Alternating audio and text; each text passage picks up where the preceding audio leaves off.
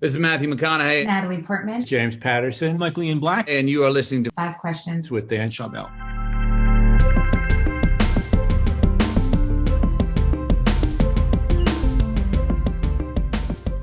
Welcome to Five Questions, Jake.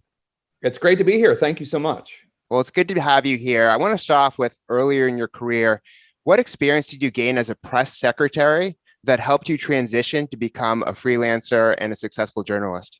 Wow, that's such a great question. Yeah, I was a press secretary very briefly, for a couple years in my early 20s. The experience per se of being a press secretary wasn't formative because I wasn't very good at it, and I'm not particularly ideological or partisan. But I will say, seeing how government actually works from the inside out, the sausage making goes the cliche, but seeing how much is about alliances and power and compromise is very informative. And really, honestly, I recommend, if you don't know what to do with your life and you're young, go into government just to see what it looks like and how it works. And then that will inform you for whatever you want to do next, whether it's journalism or being a lawyer or a lobbyist or a politician or fleeing that world altogether.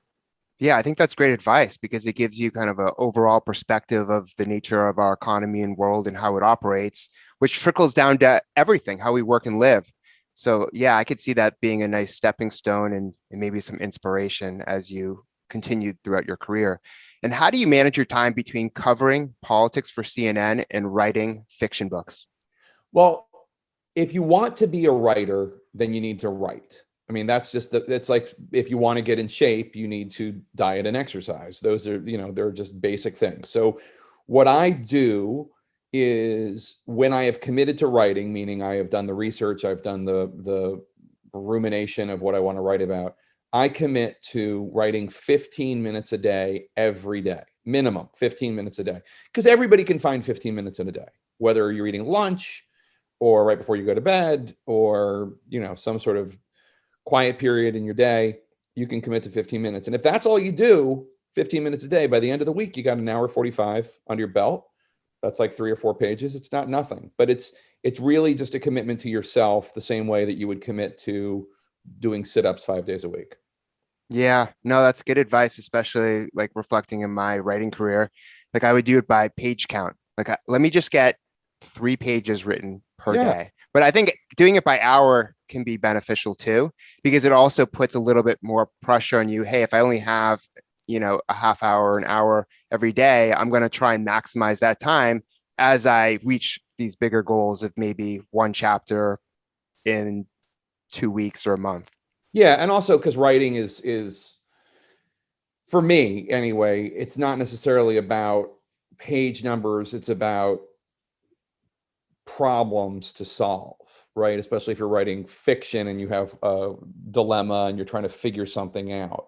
So a goal of, I want to write 3 pages wouldn't work so much for me per se, as much as I'm going to do 15 minutes and hopefully within that period, I'll have figured something out. Makes sense. And you've now written 2 books. In what ways does the Hellfire Club and The Devil May Dance reflect our current political system, the media world, and the issues we face as a society? 2 novels. I've written nonfiction books as well. So I think the Hellfire Club, I was inspired. It takes place in the 1950s. My hero, Congressman Charlie Martyr, is a congressman. He comes down to DC with his wife, Margaret, who's a zoologist.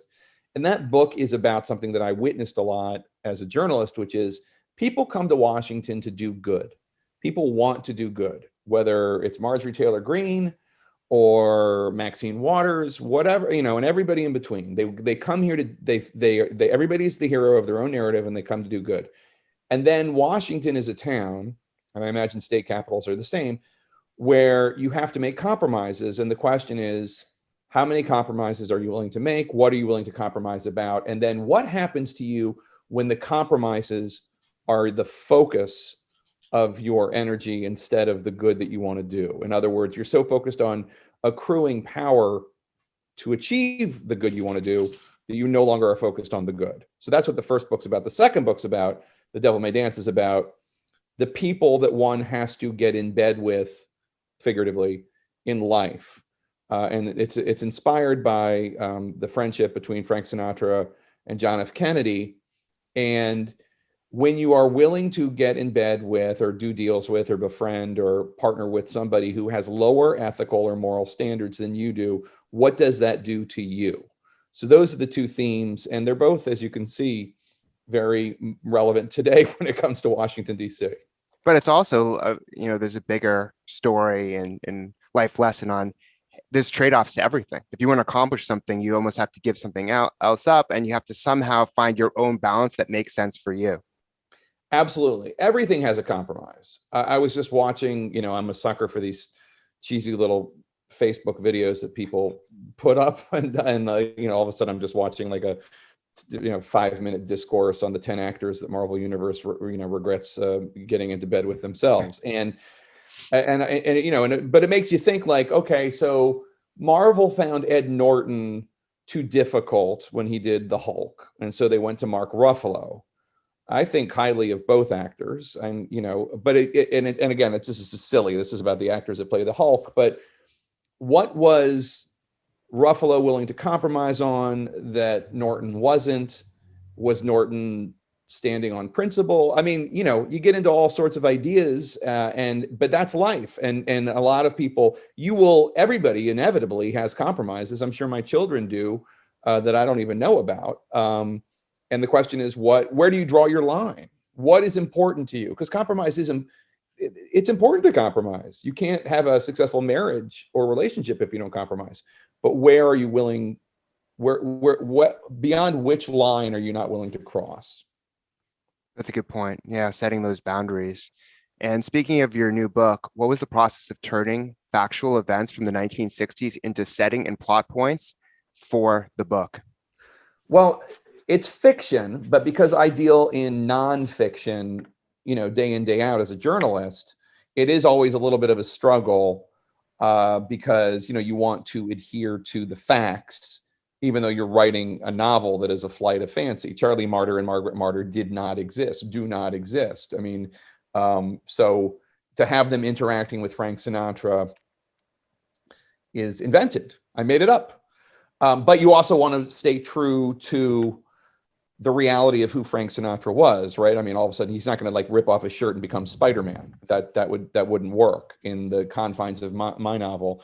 So I guess the point is, you have to find, I had to, as a novelist who normally works in nonfiction, find comfort levels. So for instance, I have things in the book that never took place, but obviously I tried to stay within the realm of an alternative universe that is close to the one that actually existed in 1962. I have movies premiering in March that actually didn't premiere until June, but I don't know. It's I guess it's just the comfort level that you adopt on your own, and everybody's is different, but that was mine. Yeah, you wanted to make it feel grounded in reality so people can connect with them more. Yeah, you want it to feel real, so you feel like you're a fly on the wall hanging out with the Rat Pack, but at the same time, you want people to have fun. You want people to enjoy it. So you're not gonna. I mean, I'm sure if you sat down and had dinner with Sinatra and the Rat Pack, let's say it's a 2-hour dinner, not all of it would be fun. I mean, there would be awkward silences, and like any 2 hours anywhere, I have to present just the most entertaining stuff for the viewer and the reader, and that's ultimately the point. I had to have the reader in mind. What will they enjoy? 100%. And what's your best piece of career advice?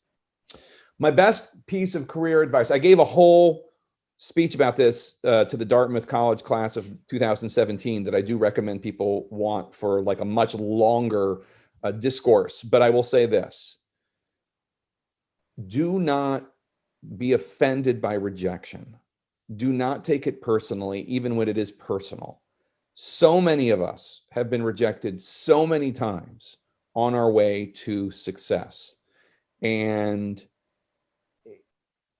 it's part of the process. And for a lot of young people, they're safely ensconced in high schools and colleges where they don't experience any rejection. And then all of a sudden they're out in the real world and it hits them like a garbage truck in the middle of the street. It's normal. It happens all the time. It sucks, but we all have been through it. Do not be hurt by it. Channel it and have it make you become more determined and stronger. And rejection can be a blessing in disguise. Like Absolutely. you getting rejected could lead you on a different path, which you might enjoy more and make more money at. 100%. I can't even tell you how many jobs, when I was trying to figure out what to do with my life in my 20s before I became a journalist, and I was just in public relations because I don't know, it fell in my lap. There are jobs that I didn't get in public relations, and thank God I didn't get them. Right? Thank God, because I can't imagine how miserable I would be. And which is not to say other people who love public relations shouldn't feel pride in their work. But for me personally, I do not belong in PR. I was horrible at it. I was pursuing a career path that was the wrong one for me.